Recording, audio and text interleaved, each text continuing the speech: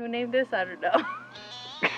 We're here at Nolan Campground, and it's the best of the new 525. Welcome to Sedona, where you have loads of rules on camping only a designated spot more than 10 miles outside of town.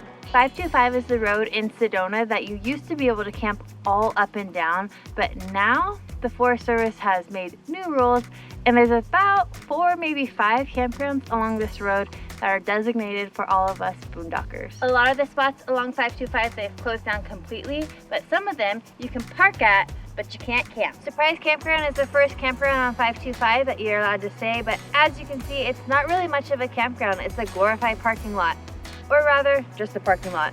While the road getting to Surprise Campground is doable in the rain, the actual campground itself gets super muddy to where we weren't comfortable after a couple heavy days of rain. We would totally get stuck. Here at Surprise, there's no privacy and all the spots are pretty uneven. So if you have some leveling blocks, that'll work for you. Windmill Campground is right in the middle, and there's nothing to it. You're literally looking at as big as the campground is. It's flat, it's level, it's easy to get into, and there's no privacy at all.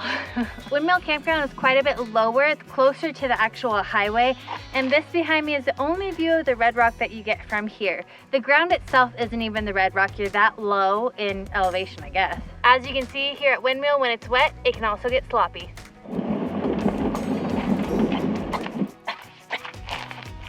As you can see, the road gets real dusty real quick. Good old Cockscomb here. This campground is basically a figure 8. All of the spots are pretty flat, and it's a nice big area that you can like drive around and find a good spot for you. No privacy though. The campground entrance here is super flat and easy to maneuver. As you can see, there are massive rigs in this one. However, this one can also get super dicey after a rain. You can tell right here and there.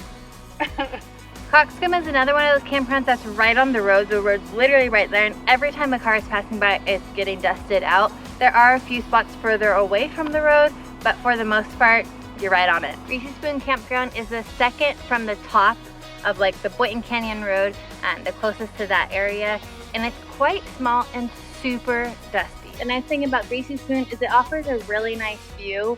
There is a secret sunset spot up just a little bit walking. And the spots can be a little bit private, but also can be super open.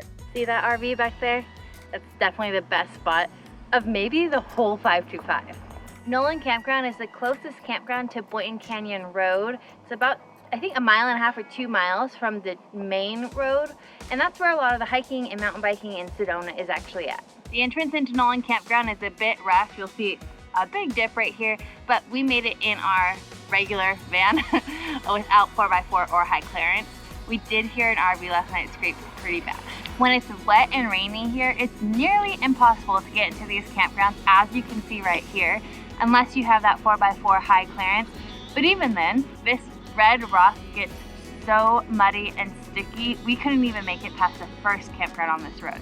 Nolan Campground is the only one out of all of the campgrounds on 525 that really has that campground feel, if you will. This is a site here, and there's a lot of trees blocking each individual place. Well, there are a lot of spots here at Nolan that are accessible for everybody. This road right here leads you to some of the most prime locations. Again, if you take it slow and steady, you can make it over these rough rocks, but this is some high clearance. Most of the campgrounds on 525 have an extra area like this, but they're blocked off. Nolan is the only one that actually allows you to drive to this extra, more private area.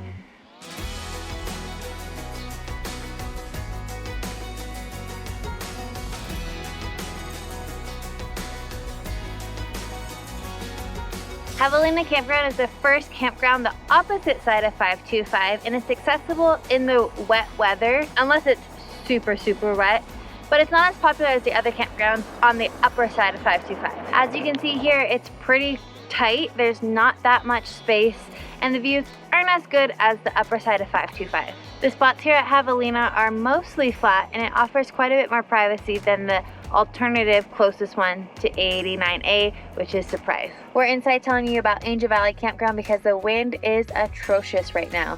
This campground here, you have to have high clearance to get in. It's a pretty steep drop right away. And unfortunately, there's a really cool spot that they blocked off just before this campground, so there's only 2 on this side of 525.